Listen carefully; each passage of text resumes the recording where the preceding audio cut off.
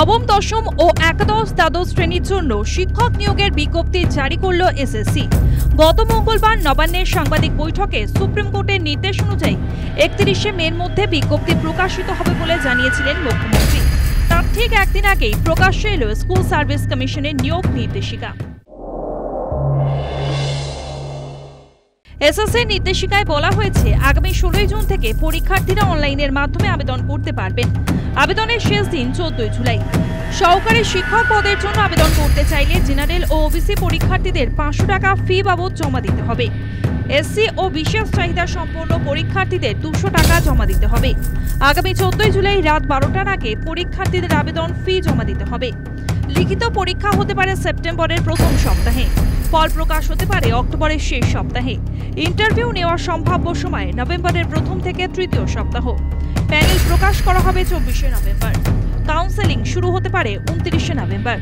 মুখ্যমন্ত্রী ঘোষণা করেছিলেন 2016 এসএসসির প্যানেলের চাকরিহারাদের মধ্যে যাদের বয়স পেরিয়ে গিয়েছে তাদের ক্ষেত্রে বয়সসীমায় ছাড় দেওয়া হবে।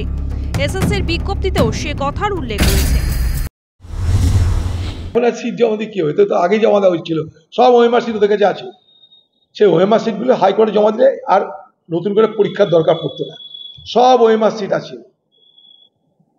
চালাকি করছে এখন, নতুন করে গরু মেরে জুতো দান করে মৃতের গায়ে আতর ছড়িয়ে বুঝাতে চাইছে এরপর আর চুরি হবে না। দিদি বলতে চাইছে যা হয়েছে হয়েছে, এরপর আর আমি চুরি করব না, আর শিক্ষক শিক্ষিকা ভর্তি দিয়ে চুরি হবে না, এটা বোঝানোর জন্য তিনি এই নাটকের অবতারণা করছেন। এটা চোরদের নতুন ফর্মুলা। এত বছর চাকরি করার পর নতুন করে পরীক্ষায় বসতে নারাজ চাকরিহারারা। মুখ্যমন্ত্রীর ঘোষণার পরেও তাদের আন্দোলন অব্যাহত। বৃহস্পতিবার মুখ্যমন্ত্রী প্রধানমন্ত্রীর সঙ্গে দেখা করার চেষ্টাও করেন চাকরিহারাদের একাংশ। সে উদ্দেশ্য অবশ্য সফল হয়নি। এর মধ্যে জারি হয়ে গেল বিজ্ঞপ্তি। এবার কি করবেন চাকরিহারারা?